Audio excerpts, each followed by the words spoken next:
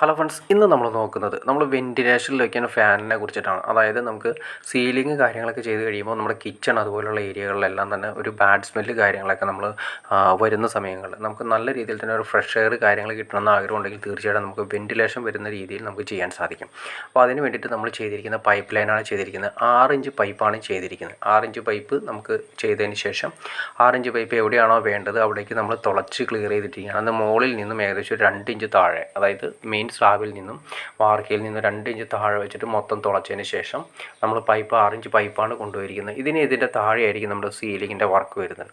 അപ്പോൾ സീലിങ്ങിൻ്റെ വർക്കിൻ്റെ ഉള്ളിലാണ് ഈ പൈപ്പുകളെല്ലാം പോകുന്നത്. അപ്പോൾ സീലിങ്ങിൻ്റെ ഉള്ളിലൂടെ നമുക്ക് ഈ പൈപ്പുകൾ കൊണ്ടുപോകാൻ വേണ്ടിയിട്ടാണ് നമ്മൾ അത്രയും കൊടുത്തിരിക്കുന്നത്. അതിനുശേഷം നമ്മൾ കണ്ട ഈ കിച്ചണിൻ്റെ ഏരിയയിലൊക്കെ നമുക്ക് നല്ല രീതിയിലുള്ള ബാഡ് സ്മെല്ല് കാര്യങ്ങളൊക്കെ വരുന്നതാണ്. അതായത് ചിമ്മിണി കൊടുത്തിട്ടുണ്ടെങ്കിൽ പോലും ചുടുക്കാണിച്ചിട്ടുണ്ടെങ്കിൽ ഓപ്പൺ കിച്ചൺ ആയതുകൊണ്ട് നല്ല ബാഡ് സ്മെല്ല് കാര്യങ്ങൾ നമ്മൾ ഫുഡ് പാകം ചെയ്യുന്ന സമയത്താണെങ്കിലും ഇല്ലാത്ത സമയത്താണെങ്കിലും ഒരു ബാഡ് സ്മെല്ലുണ്ടാവും. അപ്പോൾ നമുക്ക് ഈ ഏരിയയിൽ നിന്ന് വലിച്ചു കളയുകയാണെങ്കിൽ നമ്മുടെ വീട് മൊത്തം നല്ലൊരു ഫ്രഷ് എയർ നമുക്ക് എപ്പോഴും നിലനിൽക്കുന്ന അവസ്ഥയുണ്ടാവും. കാരണം വെച്ചിട്ടുണ്ടെങ്കിൽ നമുക്ക് അറിയായിരിക്കും വീട് നമ്മൾ അടച്ചിട്ട് കഴിയുന്ന സമയത്ത് ഒരു ബാഡ് സ്മെല്ല് വരാറുണ്ട്.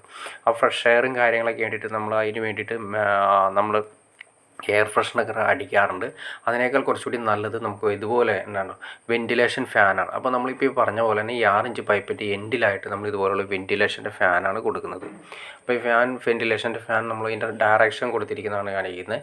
എയറിൻ്റെ ഡയറക്ഷൻ കണ്ടോ, ഈ സൈഡിൽ നിന്ന് വലിച്ച് പുറത്തേക്ക് കളയും. പിന്നെ അതിൻ്റെ വാട്ട്സ് കൊടുത്തിരിക്കുന്നത് 40 to 50 വാട്ട്സാണ് കൊടുത്തിരിക്കുന്നത്. ഇതാണ് അതിൻ്റെ ഫാൻ വരുന്നത്. പിന്നെ അതിൻ്റെ കണക്ഷൻസ് സ്പീഡ് കൂട്ടേ കുറയ്ക്കാവുന്ന രീതിയിലുള്ള സ്പീഡ് അതിനുള്ള സ്വിച്ച് കാര്യങ്ങൾ നമുക്ക് കമ്പനി ഇതിൻ്റെ കൂടെ തരുന്നുണ്ട്.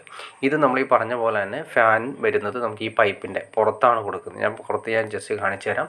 വീടിൻ്റെ പുറത്തേക്കാണ് നമ്മൾ തുളച്ചിട്ടിരിക്കുന്നത്. അപ്പോൾ നിങ്ങൾക്ക് എവിടെയൊക്കെ വേണ്ടതെന്ന് വെച്ചിട്ടുണ്ടെങ്കിൽ ഒറ്റ പൈപ്പ് കൊണ്ടുപോയാൽ മതി. ഒറ്റ പൈപ്പ് കൊണ്ടുപോയി അവിടെ എല്ലാം തന്നെ സെപ്പറേറ്റ് ടിയോ വൈയോ കാര്യങ്ങളോട്ട് ഡിസൈൻ ചെയ്ത് അതിൽ നിന്ന് സെപ്പറേറ്റ് എടുത്താൽ മതി. കണ്ടോ, ഈ കാണുന്ന മുകളിൽ കണ്ടോ, ഈ മുകളിൽ കാണുന്ന 2 പൈപ്പ് പുറത്താണ്. ഇവിടെയാണ് നമ്മൾ ഫാൻ കൊടുക്കേണ്ടത്. ഫാൻ ഇതിൻ്റെ അകത്തേക്ക് ഈ പൈപ്പിൻ്റെ എൻഡിലേക്ക് കയറ്റി വെച്ചിട്ട് നമ്മൾ മുകളിൽ ഡ്രിൽ ചെയ്ത് പിടിപ്പിച്ചാൽ നീറ്റായിട്ട് അവിടെ ഇരിക്കും.